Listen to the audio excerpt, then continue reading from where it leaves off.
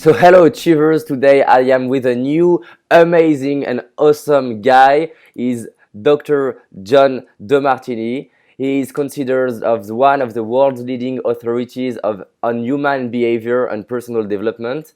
He is a human behavior specialist, educator and author, and you will learn a lot from him, and I'm very glad to do this interview with him. So hello John, Good morning, afternoon, I guess there. how are you today? I'm doing great. Before to ask you more specific questions, I would like to know more about your journey and especially your struggles. I love to learn and to listen from struggles and how you overcame it. So where do you come from and how did you overcome your struggles? Well, I'm not sure how much time I have. The best thing I can say is that I was born with some challenges. I had a deformed arm and leg, and I had to wear braces as a child, which inspired me to want to be free and to not be constrained, which I travel full time, so that probably was initiated there. Then I was told in first grade I would never be able to read or write or communicate, never amount to thing, never go very far in life.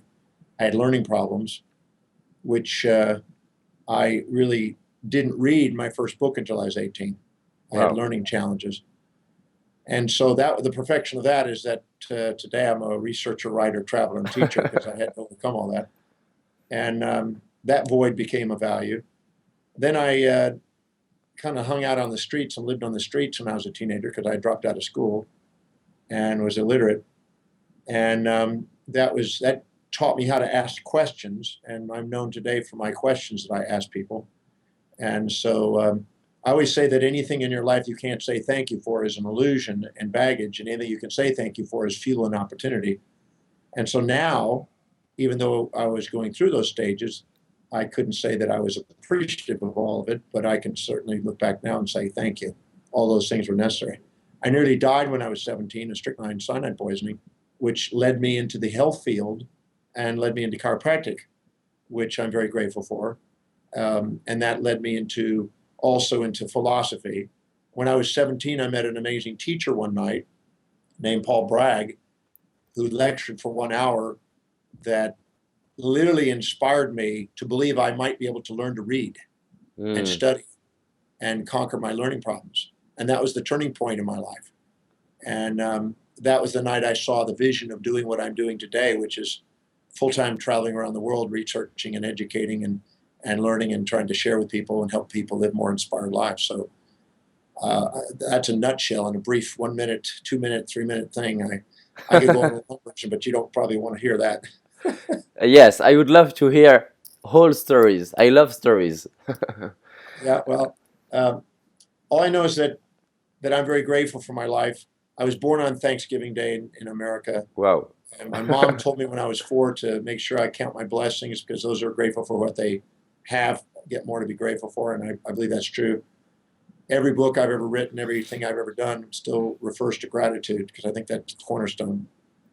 And so, I'm just a man that's dedicated to studying everything I can get my hands on and anything that can help people maximize who they are in their awareness and potential and live more in magnificent, inspired lives. I'm dedicated to. I've been Yeah. doing it 41 years. I've been teaching now for 41 years. And I was not born.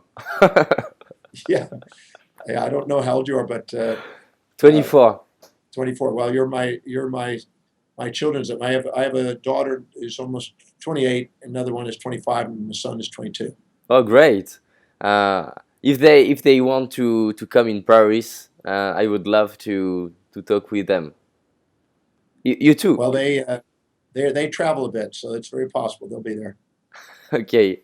You said something very important for me.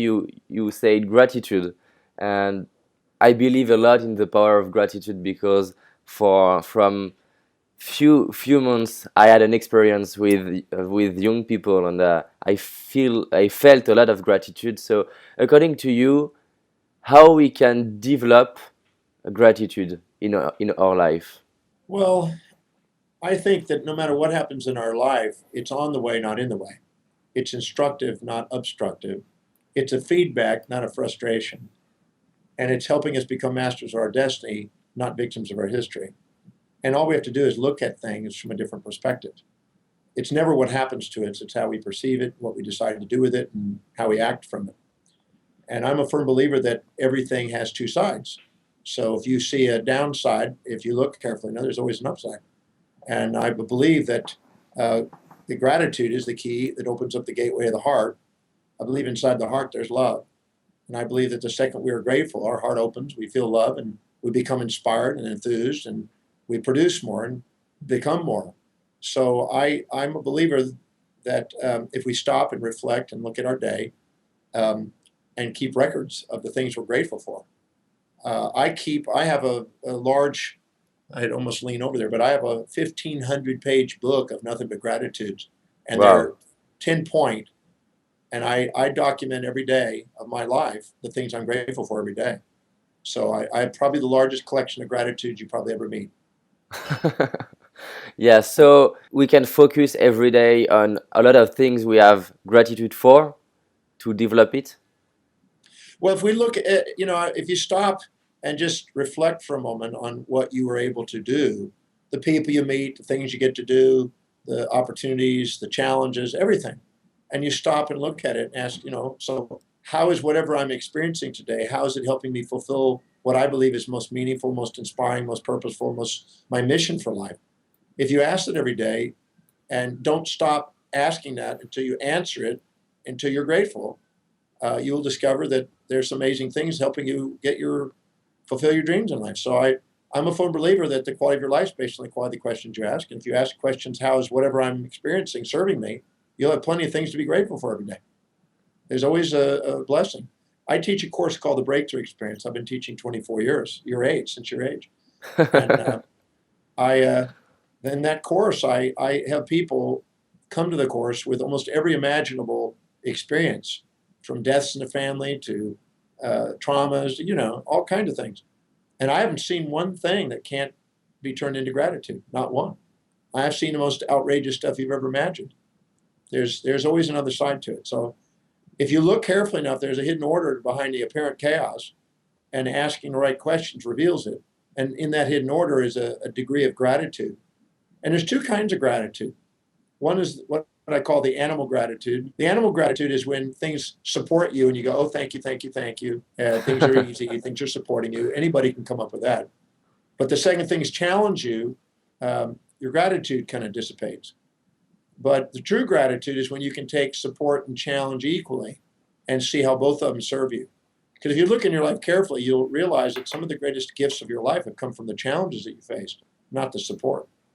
So when you can be grateful for the challenges and the resistance and the so-called negatives, that's when you really have deeply meaningful gratitude. I think that no matter what happens in your life on a daily basis, it's wise to ask, how is whatever I'm experiencing supportive or challenging? How has it helped me fulfill my mission on earth? If you look carefully enough, it always is. It's always. And yes, I would love to know in one sentence, what is a challenge for you? Well, every human being lives by a set of priorities, a set of values in their life. Yeah. And anything that you think is blocking, interfering, or causing a resistance to the fulfillment of your highest values, you'll typically label it a challenge. Yeah. So it's something that you perceive that's slowing down the momentum of your objectives. But really, they're not challenges. It's just perceptions. Because I had a gentleman that came to my Breakthrough Experience program about a year and a half ago, and he just found out that the partner in his company, two partners in his company, had walked off with $750 million. So he was a near billionaire one day, and the next day he found out all his assets were taken offshore, and he had nothing. He had Wow. no money whatsoever. And he was pretty angry when he found it. First, he was shocked. He couldn't comprehend that this has happened. He couldn't imagine who had done that. Then he found out it was his two partners in business. And they were running out of the country, getting out of the country because of some legal issues, and they took all the money. And so here he was now, a wealthy man living like a king, and the next minute doesn't have a penny to his name. I would Mm. call that probably a challenge for most people. And we sat him in the Breakthrough Experience and had him come to the front of the room, and we asked him, so what specifically did you feel you lost? And he listed everything. And then, what did you actually gain? And we started looking at what he gained. And he said, I gained a realization of who are my true friends. I gained a realization that my wife loved me even though I didn't have money. I gained a realization that my kids were there and we got really close as a family. I gained a realization of who was my client, really dedicated to being served as clients, and who was just utilizing me. And he just went on and on and on. And we didn't stop writing down the benefits until he had tears in his eyes. And when he was done, he realized something really amazing. He realized that had he not had that money taken from him, he would have been in partnership with two gentlemen that had done something that were federal offenses, and he would end up in prison. Mm. And he, by being released, by them taking his money, he was released from the project. They were now in trouble. He was freed, and all the knowledge, they never could take away his knowledge. They never could take away his wisdom. They could never take away his love, but they could take away that cash. Well, as a result of it, he was freed. The clients that were once in the business all went to him. And now, as a result of that, after we did the exercise, he went on to build a $4.5 billion company. Wow. With all those clients and all the things. It was really quite amazing what he did. But all he did is he asked, how is this serving my highest value? And what's the benefits that come out of these things? And he didn't stop until they balanced the drawbacks. And when he did, his heart opened because he had true gratitude and he saw blessings. And the second we have true gratitude, we have strategic awareness that allows us to see opportunities and allows us to see strategies to go and fulfill amazing dreams. Anyway, he said one of the greatest things that ever happened to him is these guys taking $750 million. And anyway, now a year and a half later, he's in a totally different position. He says he couldn't have invested his way to the position he is today with his $750 million. What happened was the best thing that could have happened. So I always say that there's no Christ without blessing. There's no scars without stars. There's always two sides to it. And the master is the one who's able to see both sides synchronously and liberate themselves from the emotional bondage of one-sidedness and, appreciate life. Mm. So that's what gratitude can do. It's great. I love this story. It's amazing. I would like to know also, because I believe a lot in that, what is and how works epigenetic? Well, I just produced a new audio cassette program, or what do you call it? Not audio cassette, but a CD program on epigenetics and neuroplasticity. So I've been studying that many, many years before it was even called that. But epigenetics, see what happened is that originally in developmental biology, when the sperm and the egg united and the haploid genetics joined together to make a diploid, the zygote, which is a resultant cell that emerged from the sperm and ovum, started to duplicate itself, undergoing mitosis and dividing. When it occurred, the daughter cells of each mitotic division kept differentiating and creating different cells. And it goes to what they call a morula phase and a blastula phase and then a gastrula phase. And then it differentiates into ectoderm, mesoderm, and endoderm. And it continues to differentiate until it becomes normal cells that we have as a multi-trillion cell organism called the human. But each time the cell divides, the genetic code is the same. The genes are the same. But what is different is the chemical signals between each cell secretes a morphogen, a signal molecule, and causes an epigenetic change in the gene expression. So epigenetics is a genetic expression as a result of stimuli on the cell wall that causes a different aspect of the genes to be expressed or repressed. So epigenetics is an expression or repression of the normal genes function. And so we all have the same genes, but we have epigenetic alterations, primarily through what they call methylation and acetylation. Whenever something challenges our values, we create what is called a methylation. And anytime something supports our highest values, we get acetylation. And they induce changes in the genetic expression and cause cells to manufacture different proteins and different functions and structures are developing. So our mind and our perceptions and our emotions impact epigenetics, which then alters the neurons in the brain, and our neuroplasticity is developed. We literally build and destroy neurons in the brain and adapt and resiliently to our changing environment through our perceptions. So neuroplasticity and epigenetics are woven together in their response to our perceptions. So the greatest discovery of our generation, William James said, is that we can alter our lives by altering our perceptions and attitudes of mind through epigenetics and neuroplasticity. And we can therefore change our autonomic functions and our physiology, because I really believe that the physiology inside us is constantly whispering to us to help us become the most authentic and most inspired and grateful beings we can become. So the mastery of life is the mastery of perceptions. If we can alter our perceptions, we can alter our destiny. Mm, great. And what is the influence of the people you have around you about epigenetics? Well, every weekend in the Breakthrough Experience program that I teach, I introduce the power of our perceptions and the neurological pathways and how it epigenetically and neuroplastically affects the brain and body. And the sky's the limit on it. I mean, whether things are real or imagined, our perceptions can alter our physiology and alter our outcomes, our capacities to create, our capacities to awaken things.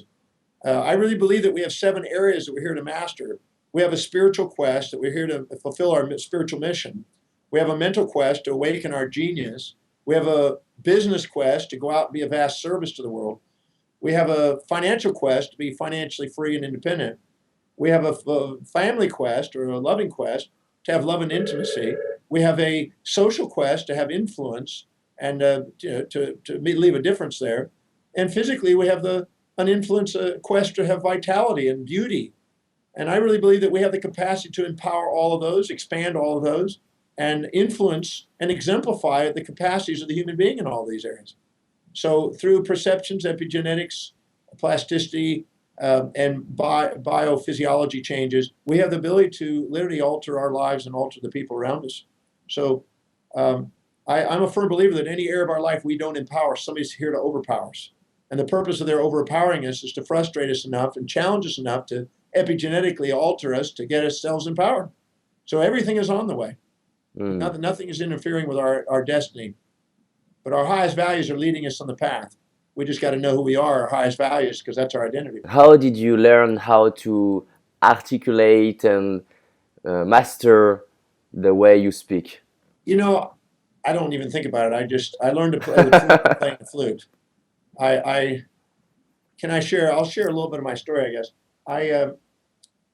When I nearly died at 17, and I was found in my tent by a woman in a jungle, and she helped me recover for about I was 3.5 days unconscious, and she helped me recover from that and took me to a health food store. And one day leaving the health food store, I saw a little flyer on the door, and that's what made me go to the class where Paul Bragg was teaching. He inspired me one night at this little class and set me on a journey to believe that I could be intelligent, and awakened inside me in a meditation to be a speaker, to be an educator. And I had a dream to do it because I was told I'd never read or write. And so I had a dream, even though I never thought it would happen. I had a dream that I would someday be intelligent. My sister was intelligent, but I wasn't. So that night when I heard him speak, he inspired me so much, he made me believe that maybe just somehow I could be intelligent. So I ended up studying with this man for 3 weeks, and then eventually flying back from Hawaii, where I was living at the time, back to LA, and then I hitchhiked back to Texas. And I ended up taking a GED, which is a high school equivalency test. I ended up taking a college entrance exam, and by guessing, I passed these freaking tests.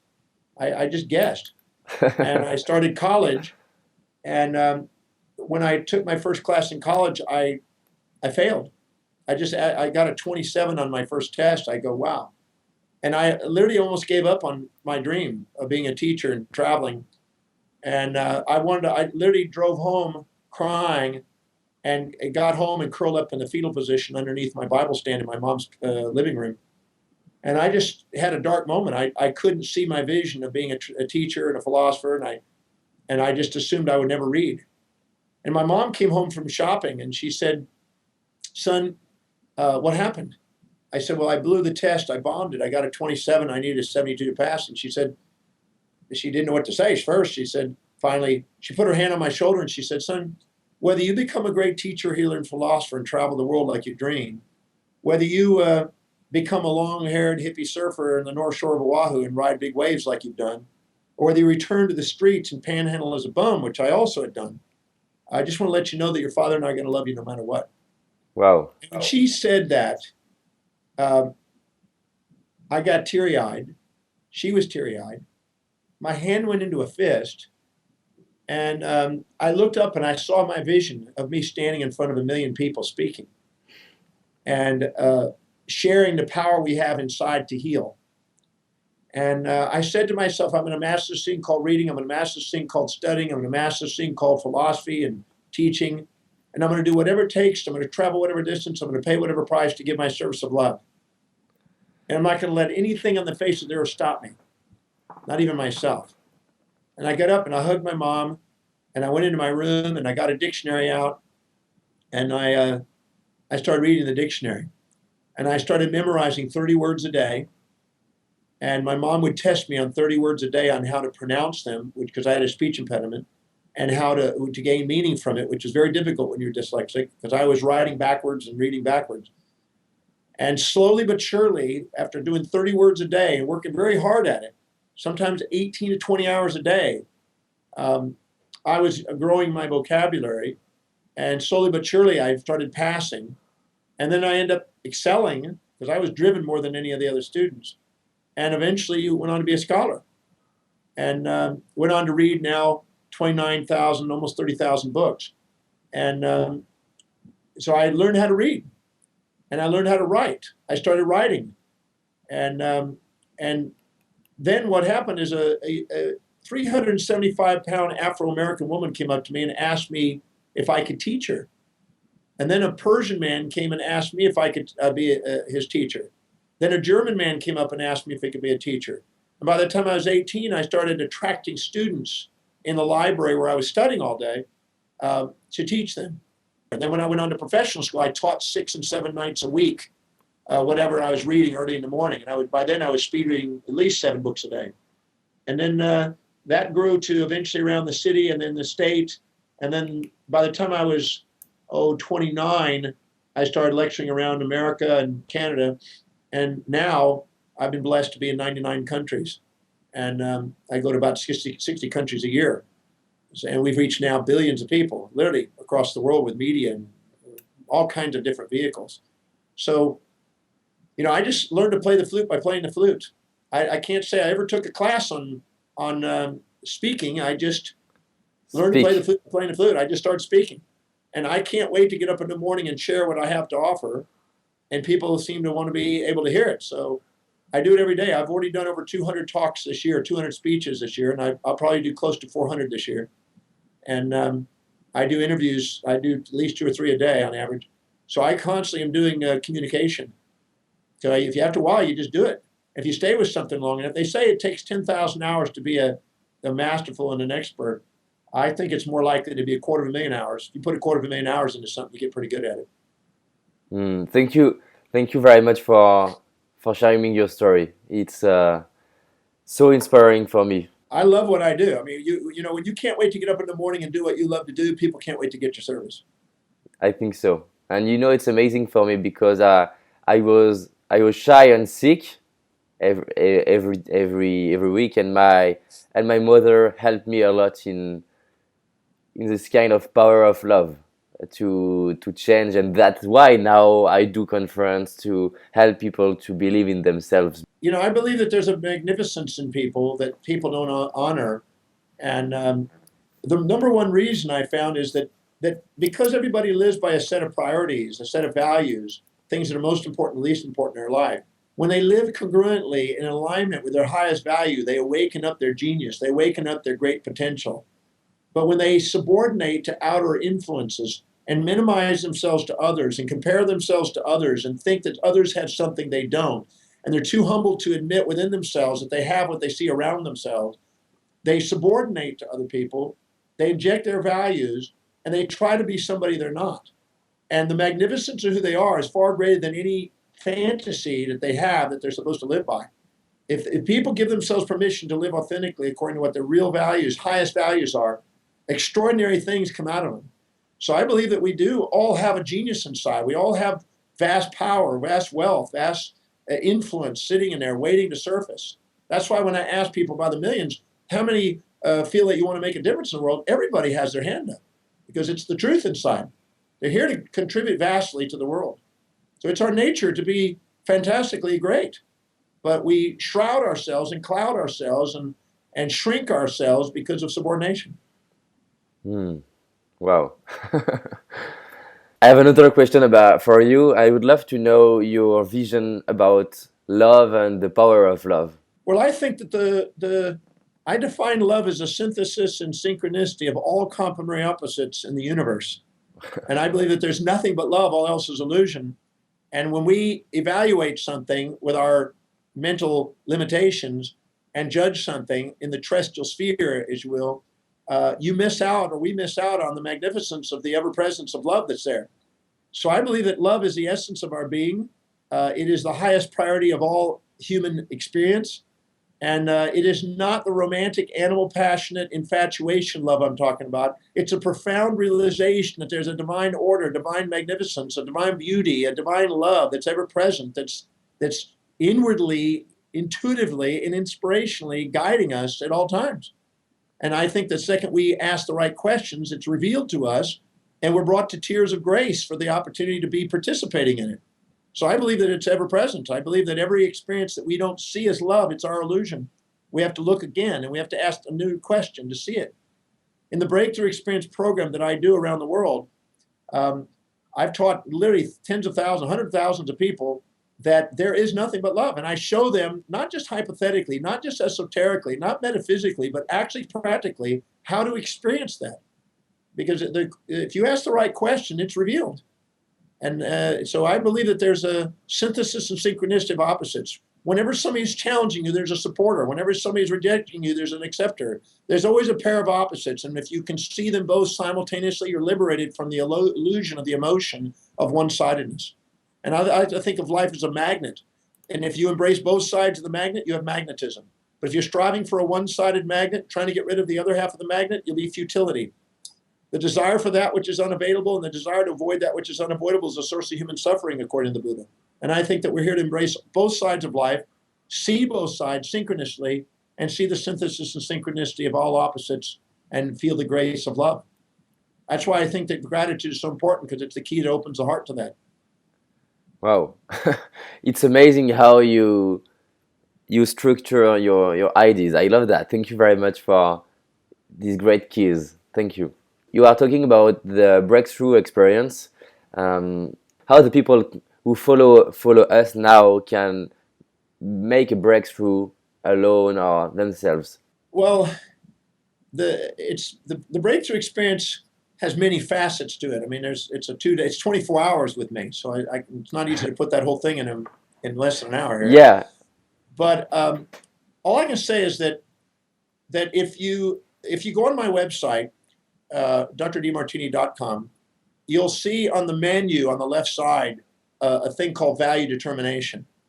And if they put the email in there, they can simply get a free little booklet on how to determine your values.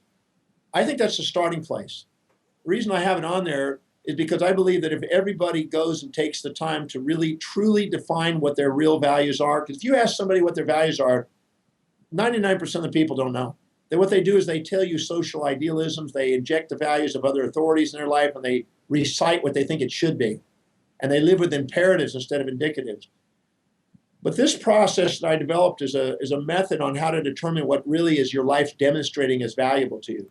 So it looks at how you fill your space, how you spend your time, how you spend your energy, what energizes you, where you spend your money, where you're organized, where you're disciplined, what you think about, what you visualize, what you affirm. And if you look very carefully, it narrows down and really tightens up what really is valuable to you. Not what you think it should be, but what your life is demonstrating. I think that's the starting point. Once we know that, we can then prioritize our life, because people who never prioritize their life are going to end up devaluing themselves. Parkinson's law states that if you don't fill your day with high priorities, things that inspire you, it's going to fill up with low priority distractions that dispire you. So first you need to know what your priorities are, what really is meaningful to you, what is really valuable to you, and then structure your daily life according to those priorities so you can do the ABCs, which grow your self-worth, instead of the XYZs that lower it. Then you want to learn the art of delegating and giving other people the opportunity to do their specialty as you liberate yourself to do your specialty. When you do and you value yourself by doing that, you'll pay yourself first, which will attract opportunities. Because once you value you and you pay yourself first, you start becoming a seed magnet to more money. And with that comes opportunities to create your life as you want it. Then you want to make sure that you're doing what it is that inspires you in your service in life. Because if you help other people get what they want with doing what inspires you, they're going to help you get what you want in life. Because if you're not getting up in the morning inspired about what you're doing, you're missing out on the magnificence of your life. So prioritizing it's the key. Then you want to be able to take, no matter what happens in your life, how is it helping you fulfill your highest value? So if somebody challenges you, ask how specifically is whatever is happening to me right now, how's it on the way, not in the way? How's it helping me? If you ask that question, nothing can ever interfere with your dream because it's all about your perception of what's going on. The gentleman who was sitting there was all bitter and angry over the $750 million loss. 48 minutes later was grateful because he asked a new question. So I always say that if you ask the question, how's things on the way? How's it helping you get where you want in life? What's in the way? There's nothing. So that's an important distinction to make. And then you also realize that whatever anybody does to you, you're never a victim of your history. You're here to be a master of your destiny.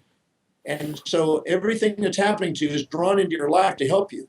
So if you sit there and go, why is this happening? This person's criticized me. I always say, look for where somebody's praising you, balance it out, find out how it serves you that they're critiquing you. Maybe it's helping you become humble and more authentic.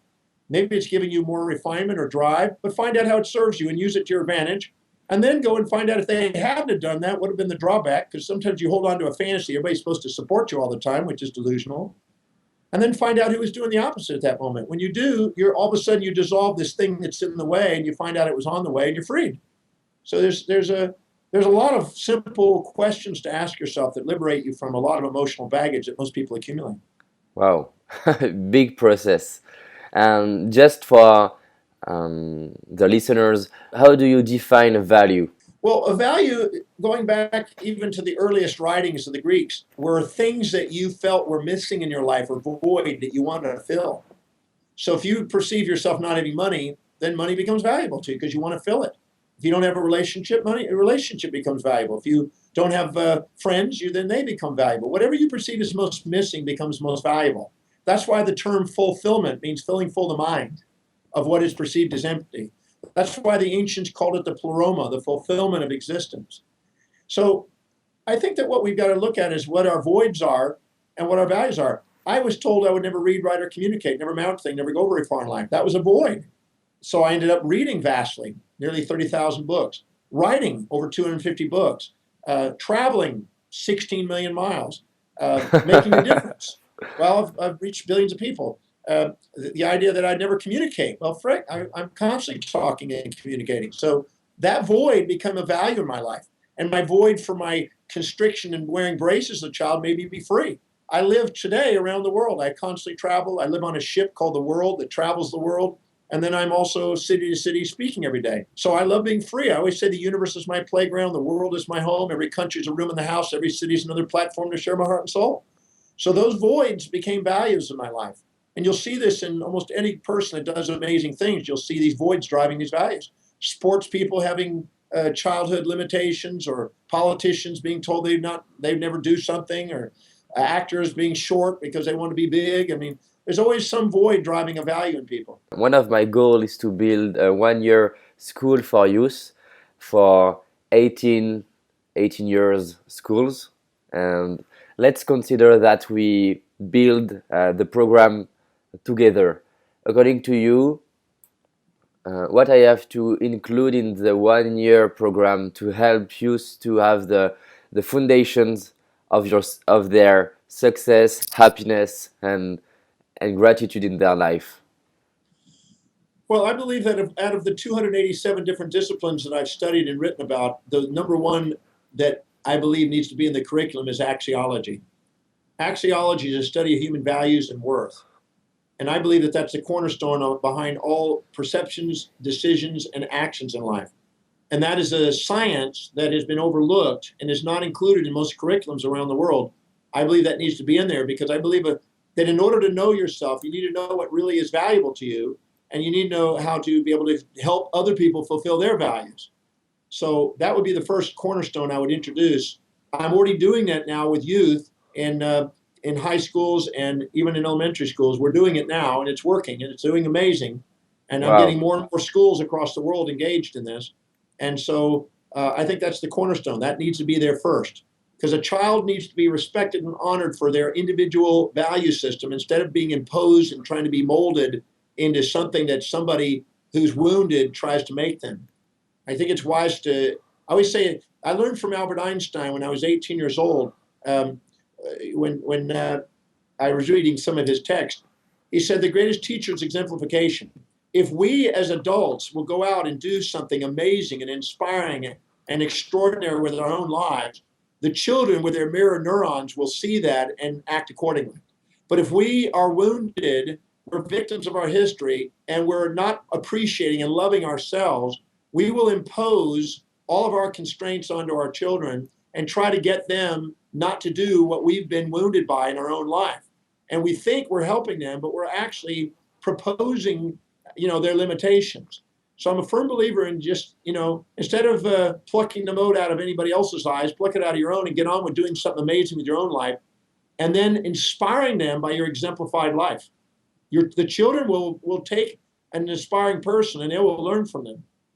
Thank you very much to I'm so glad to be able to provide these videos, because in each of my speech I'm not a parent, but I'm a child, and in each of my speeches and conferences I have adults, maybe 40 and 50 years old, and I say them, according to you, what is important as a parent. And every time I heard education and um, um, the fact that you say, oh, it's good to your children, and I say, I think he's a lack of inspirations. So if you don't walk the talk, it will not work.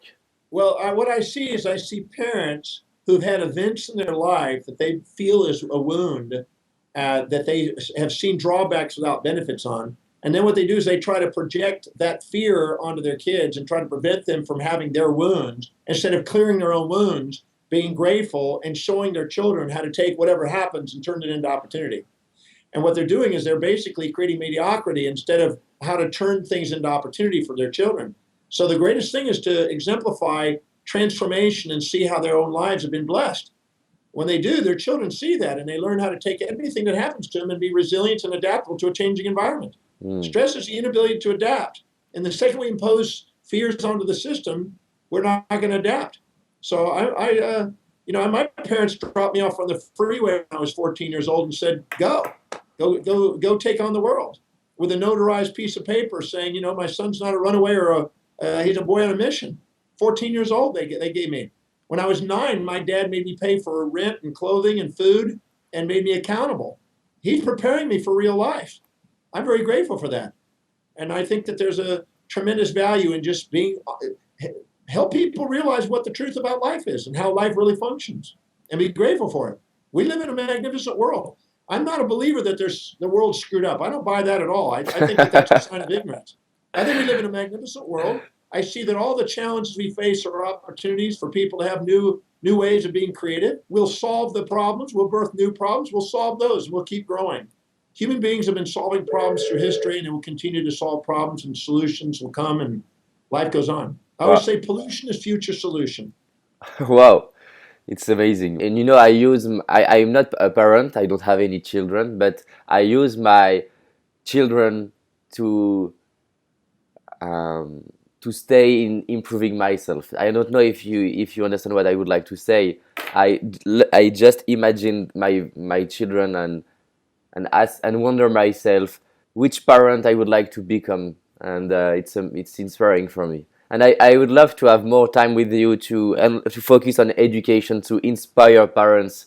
It's very important for me, and you gave me great answers, and it's thank you.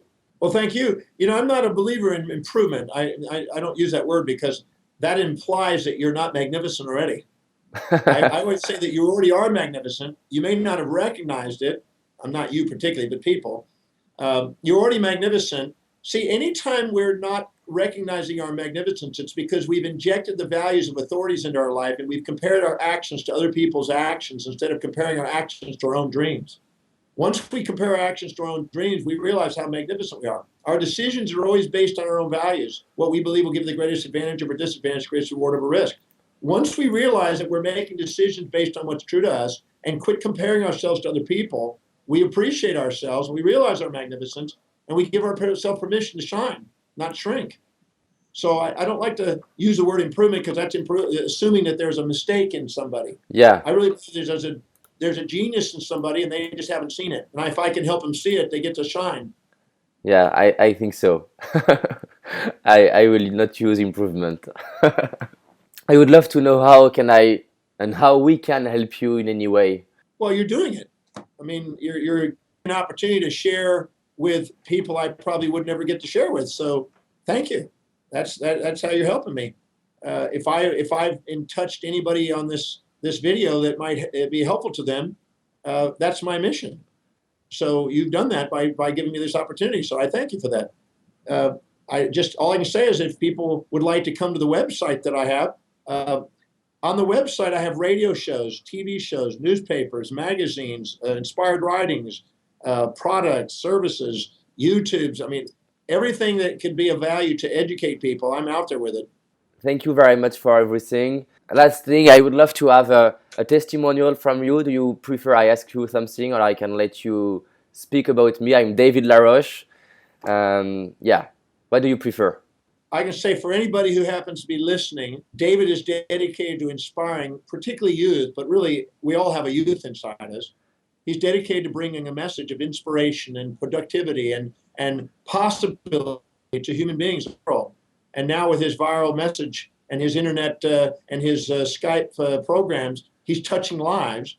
And so I was blessed to be able to be on his show and to share my heart with people. So I thank you, David, for giving me the opportunity to make it possible for making a difference.